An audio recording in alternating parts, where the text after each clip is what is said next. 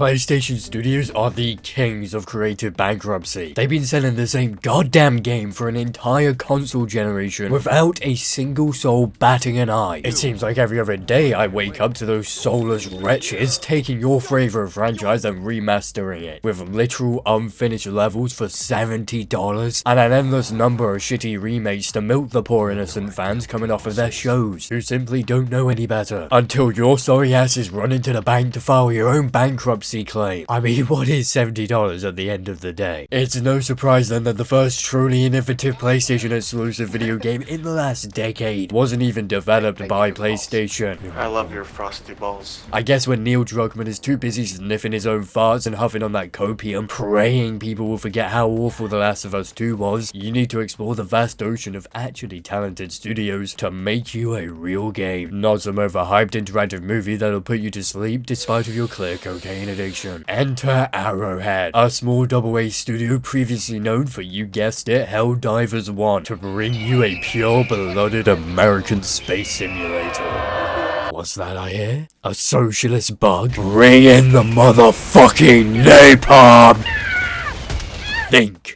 Do you want another bare bones, broken ass launch from Naughty Dog and Insomniac? Or do you want to deliver peace, freedom, justice, and security to your new empire? Your new empire? I mean managed democracy. Here at Super Earth, we're doing more than taking cool ideas and making the most mind-numbingly boring, but pretty, garbage imaginable out of them. No. We're taking Starship Troopers Extermination and making it more Starship Troopery somehow. Would you like to know more? If there's one thing I know for sure, the only good bug is a dead bug. And my god, there are a lot of bugs to murder. You got the cum spitter, the cum splooger, the barracks bunnies, these invisible cunts, these heavy fuckers who spawn way too frequently. Sir, another heavy has spawned. And these sorry sacks of squishable meat that'll inevitably cool the sweet theme tune of American freedom to its death.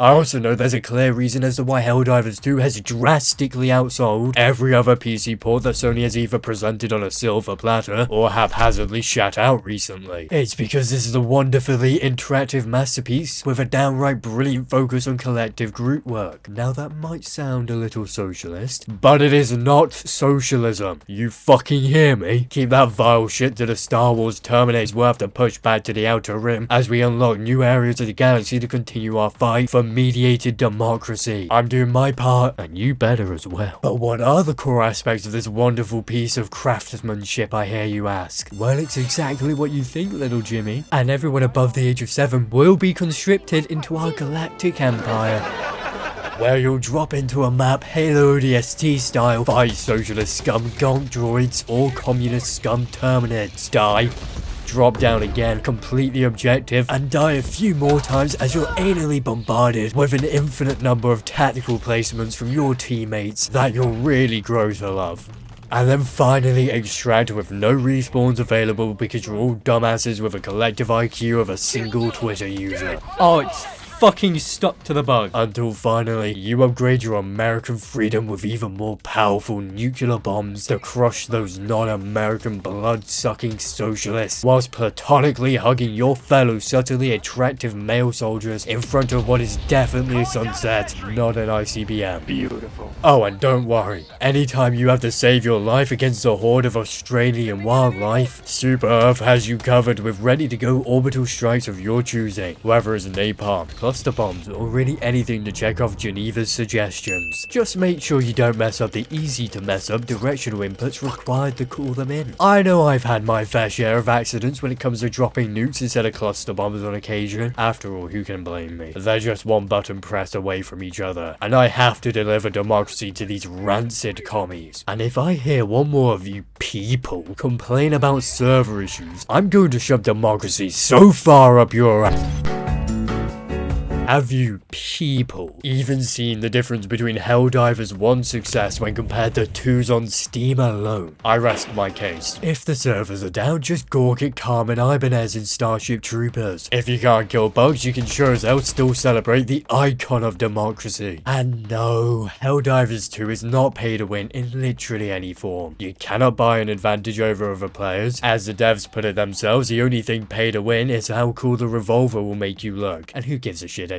Someone needs to fund democracy after all. So open your wallet, bend over, and take it like a little sissy boy. 2003 Clone Wars style against the oncoming horde of droids. That'll give your grandpa Vietnam flashbacks. They fly now! Nam flashbacks don't even begin to describe the scenarios you'll encounter in this game. Not only did I experience Vietnam flashbacks here, but I also had to endure Fall of Reach flashbacks at the same time. That is a fate no man should endure. I may have died 30 seconds into extract, but at least I took hundreds of those fuckers with me.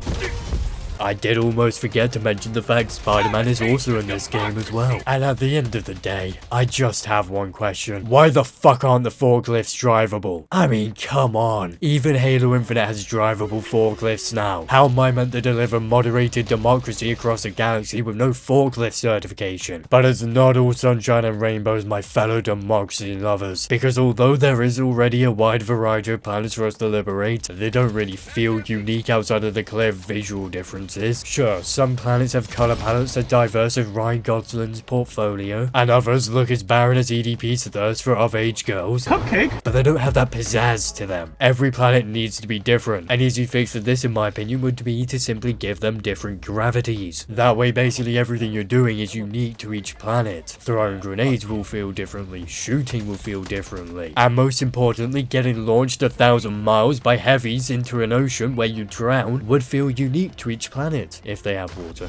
Really, the only thing this glorious piece of freedom is otherwise missing is proper gun customization. There are variants available in their war bonds, but I'd rather be able to manage individual parts like scopes and flashlight attachments, and the ability to set loadouts. I don't want to re-enter my default setup for bugs and robocops every time I start a match. That's just annoying. I'd also love the concept of like 8 to 16 man raids to be unlocked towards the end of liberating a planet. It just seems right to have that. I also definitely didn't steal that idea from another brilliant democratic propaganda piece. The decision to buy or not buy Helldivers 2 ultimately just comes down to whether or not you're an idiot. If you're stupid, you won't buy this glorious piece of freedom. If you are in fact somewhat intelligent, then you will slam that credit card down and purchase it, despite of any heretic doubts you may have. There's also a severe lack of one integral component to Starship Troopers: hot women. But while there may not be any attractive propaganda women, you can rest easy knowing you'll look mighty damn fine with a beautiful selection of customization options, all unlockable for free, like everything else in this game, with the exception of the super citizen armor. You can't convince me this is a proper satire. Without egregiously attractive women in propaganda intended to trap young men into enslaving themselves to your colonial pursuit, I mean spreading of democracy. Super Earth Command, please don't hurt me. I swear I'm not a socialist. Look at this awesome quote from Arrowhead. They're on our side, guys.